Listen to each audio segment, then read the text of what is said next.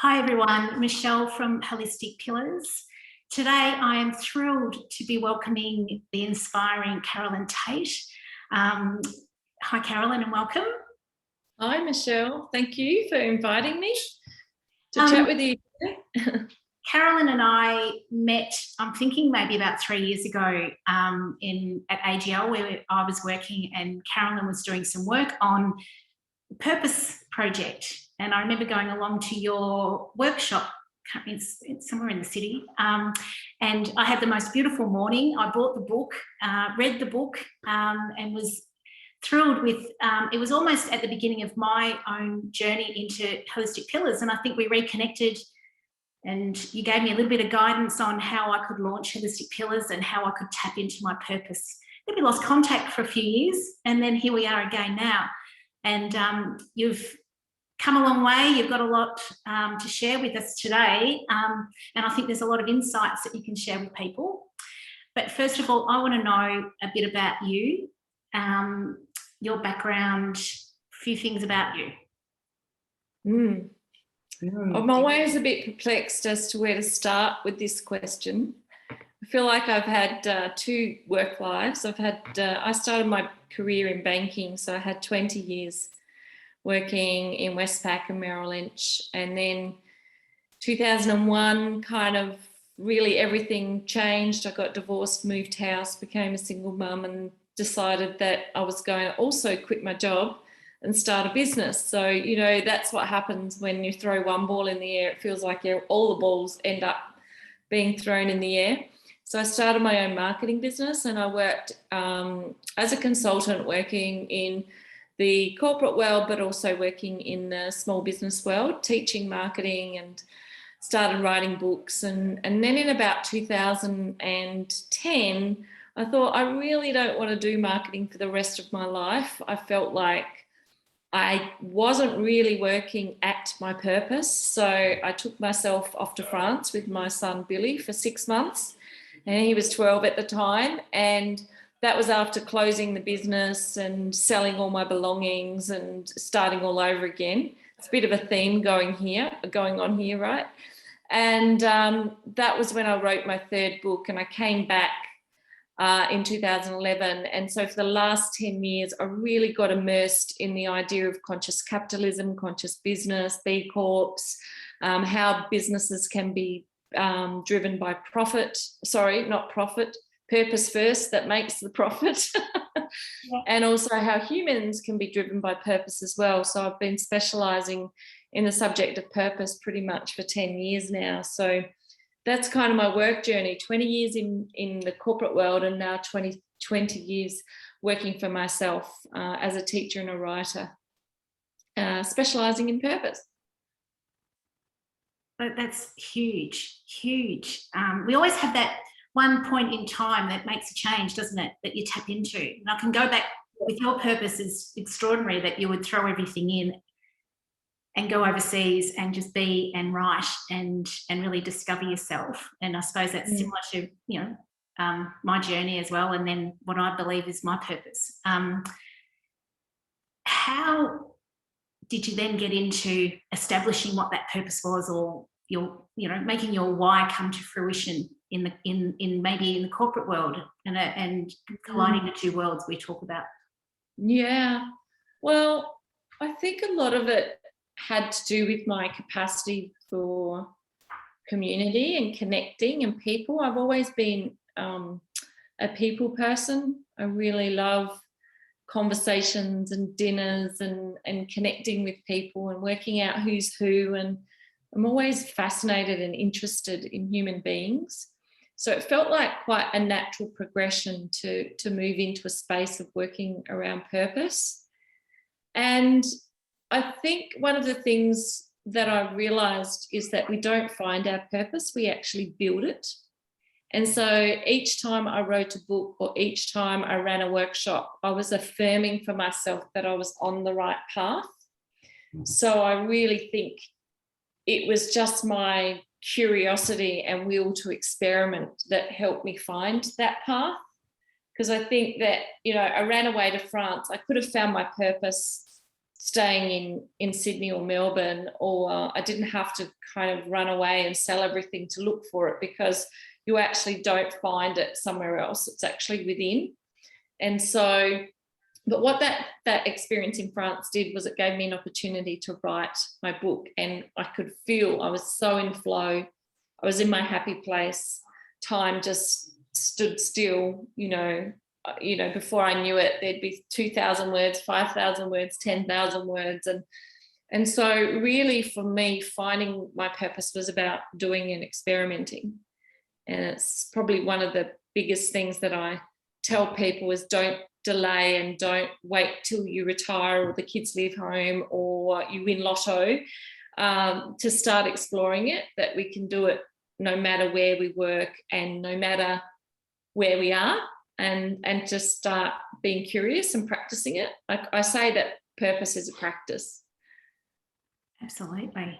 I've got a question here, and I was like, why is it important to have or to understand your purpose? Now, I know there's, we go into mental health issues and we go into fulfilling, so what's your take, I guess? Well, look, the Gallup poll results show that 87% of people at work are disengaged, either actively disengaged or moderately disengaged, which would imply that that the work is not that meaningful to them. And I think, we spend a third of our life at work, so we might as well make it count. And there are all the mental health, and even more so now, the mental health, anxiety, depression. There's a fabulous book written by Johann Hari called Lost Connections, and he does a long-term research study to look at what the causes of mental health issues and depression are. And he comes up with 9 reasons, and 2 of them are biological, but the other 7 are actually to do with unmet human needs. And one of those 7 is disconnection from meaningful work and not having a purpose in the work that we're doing. So when we spend so many hours at work, it makes sense to make those hours meaningful, right? And I always say that it's a joke that we say we go to work to make a living, when so many people actually go to work and making a dime every day, And look, that's not everyone. I know a lot of people do find meaning at work, but it makes sense to do work that's meaningful to you.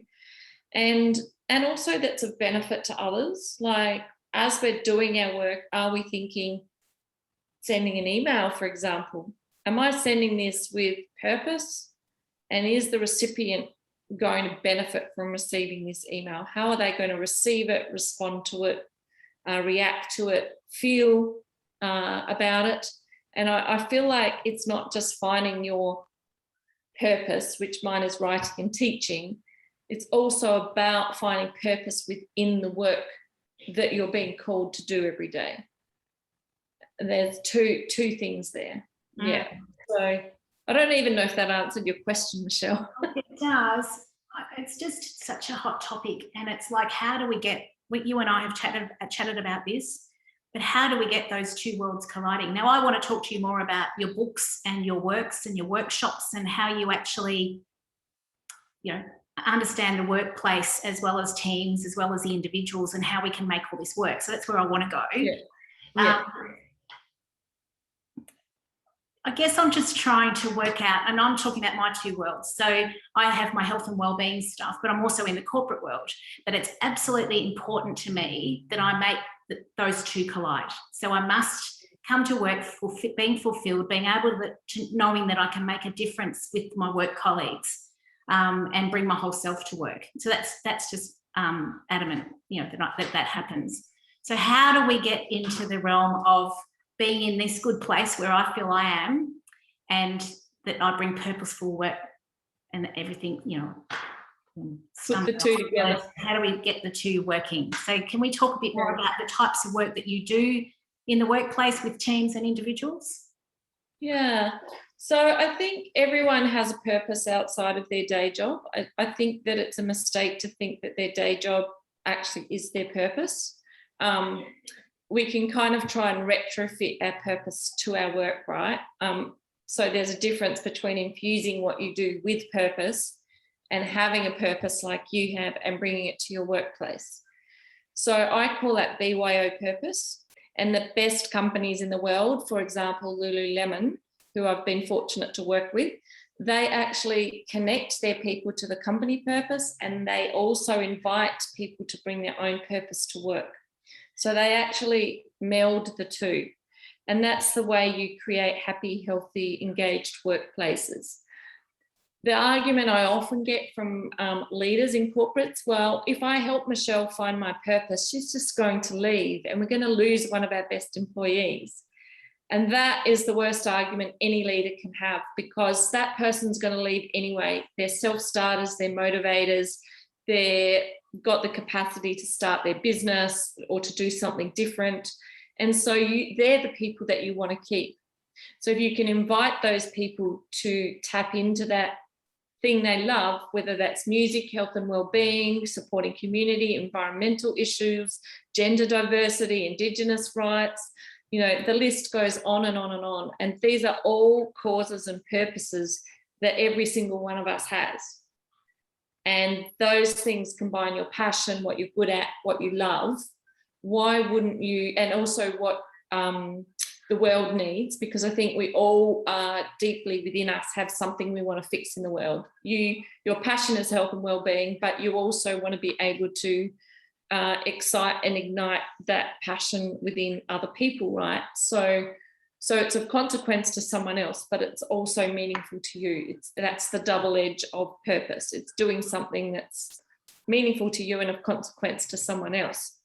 So the thriving workforces of the future are going to empower people to bring their own purpose to work. So, for example, if you are passionate about environmental issues and you spend your weekends cleaning up your local, river banks, then why would you not take what you're learning outside of work and look for clever and creative ways to bring that into the workplace that you work in? There is not a workplace in the world that is not being held to account around environmental issues, right? So why wouldn't those two worlds collide? And I think the tragedy is that organisations look externally for consulting firms and all sorts of expensive methodologies to adopt to actually bring these principles into their workplace. But if you've already got people that are already knowledgeable, experienced and acting on those things, why wouldn't you actually go looking for and inviting those employees to integrate these things into their work? So to me, that's where the future of work is, and the companies that get that now are going to keep and retain the best people, and they're actually going to be known as an employer of choice. So they're going to be the companies that people are going to want to work for. So yeah, that's where I feel like the future of purpose is heading, and it's being fast-tracked obviously now because we're in these really unusual once in a century experiences like the pandemic. Fantastic explanation. What's the work you're doing? What's the work you're doing with the corporates, teams and individuals? Right. Well, I guess there's three levels of purpose, and I think that there's personal purpose, there's team purpose, and then there's organizational purpose. And a lot of the narrative now that's happening in the business world is very much around corporate purpose and trying to get individuals to connect to company purpose and actually bring that to life. I do work around that space, and but I also think I am doing personal purpose. So, for example, at the moment, I'm working with 26 principals, all of different schools around Victoria, and I'm helping them write their own personal purpose statement and tell their story live on stage to a live audience in 2 months' time. So they have a personal purpose, which is very different to the school purpose. And by role modelling their own purpose at work, in fact, I just got off a coaching session with one of the principals to help him get his purpose statement crafted. And I always get really I know I'm on purpose because I just get so enthusiastic and like I have this whole of body experience, you know. It's really, really quite exciting for me, because I think a principal who can role model, not just crossing the T's, dotting the I's, it's different to my role as a principal is to do X, Y, and Z and do those things. But my personal purpose for being a principal is highly unique, it's highly personal, and it's their personality that they bring to their job and to the way they impact the people they work with and serve. So that's an example of where personal purpose can drive school or organisational purpose, and the two can come together. So my work is really around helping people articulate that, but then tell the story that makes that purpose real and meaningful.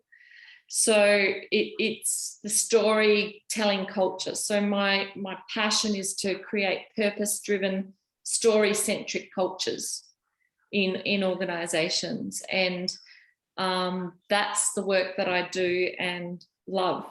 I love the storytelling thing. So how do you even like articulate that? So a lot of people would go, oh, my purpose is this, but how do you go about people understanding their purpose and then how to tell their story? What's a few little... Yeah, so a few tips is to start with the Ikigai model, which is Japanese. It's a Japanese word which means reason for being, and I dig deep into that in my book. And it's all around 4 circles of what are you good at, what do you love, what does the world need, and what can you be paid for. And purpose is found at the intersection of all 4 of those. I won't have time to explain it now, but it's a whole workshop in itself. Then I help people actually write their purpose statement. And there's a structure to writing your purpose statement, which has a verb, an intention, and an outcome. And there's a real science and an art to writing that purpose statement. And every word in the purpose statement needs to earn its right to actually be there. So that's the work that I do, is to help people create that purpose statement. But that purpose statement could drive many different ways to deliver. So if your purpose is about bringing health and well-being to people, that can actually play out in many ways. It could be through consulting, it could be through your own business, it could be, you know, like the experiments happen with the prototyping of projects that can bring that purpose statement to life. So that's the next piece, is doing and taking on a project. But the storytelling piece is really exciting to me, because it's very much around how do you share your purpose without being dry and talking about it in a functional and rational term, because stories are what connect us. So if I can tell my story of purpose, like going to France and doing those things, someone will think, yeah, I had my pivot point, or I had that point happen in XYZ year, and I was thinking about purpose then. And so every time you tell a story, you spark an idea, and there's an invisible thread between you and the other person who receives the story. And so stories are what are the greatest connectors and the greatest levelers. So bring purpose and story together, and that's where cultures and change can actually happen. I love that. And then obviously, if you started to do that little bit of work, being able to have, I think for me, it's been having the courage to speak to people like yourself or people within organisations to help you bring your purpose to life or your passion. That's certainly what's helped me. And then, of course, I have my little copy of the project. So I'm giving you a bit of a plug here, but I flick through. Thank you, Michelle. Look, I think it's also about pitching your purpose. So in your case, working in the corporate world, you were talking about how you bring the two together. It's if you know your personal purpose, then you will go hunting for opportunities within your own organisation to bring it to life, right? And so know how to pitch your purpose to the right people, so people can go, yeah, we are going to work with Michelle to lead some of our health initiatives, or to be an ambassador, or whatever it might be. Yeah. So this is where the self-leadership piece comes in, that we don't wait for someone to invite us to find that purpose, is that we start by finding it ourselves or building it ourselves, and then finding opportunities to pitch it around your organisation so you can actually, you know, bring your day job to work, but also bring that purpose piece to work as well. Absolutely brilliant. And then I would top it off by saying, you know, obviously aligning very closely to your core values. So you and I, we've done a bit of work individually with our coaches and stuff around identifying our strengths and core values, and then the purpose sort of like is the umbrella that brings all of that together, of course. And then you start flowing on, and it all just comes to life. And I've just found taking those baby steps with core values, strengths, purpose, mission statements, purpose statements, things like that, it all just starts to, I don't know. Yeah. Yes. Well, the thing is, purpose answers the why question. Values answer how you bring that why to life. So there's why, what, and how, I guess. And also having a goal. Sort of, so what is it that you want to achieve? Why is that important? And what behaviours are you going to adopt, which are your values, in order to bring your why and your what together? And in the book, I share this holistic model around the difference between purpose, mission, vision, and values. And I think a lot of people get caught up in the difference between them all. Like they are different and they fit together, but your purpose is the heart, the vision is what you see you're going to be doing, the what you're going to achieve, what the world will look like when your purpose is fulfilled. Your mission is the quest that you go on between your purpose and your vision. So I think that mission is actually the strategy. It's kind of the plan. And that your values are like your limbs, right? They're the things that without a hand, without a limb, they can compromise the mission, right? So I use this humanistic model. Why is the heart? What is the vision of the world? Mission is how you get from heart to vision, and your values are kind of your limbs. So yeah, that's a, you know, people quite like that model. I think you could probably post the video with the explanation. Oh, absolutely, definitely. Yeah. And I think that's the same for companies and individuals. Like, I think what is an organisation is a collection of people, right? Without people, it is nothing.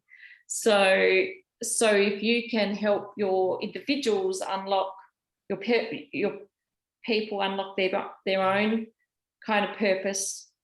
And yes, you obviously want them to understand your company purpose, that you want your people to understand your values.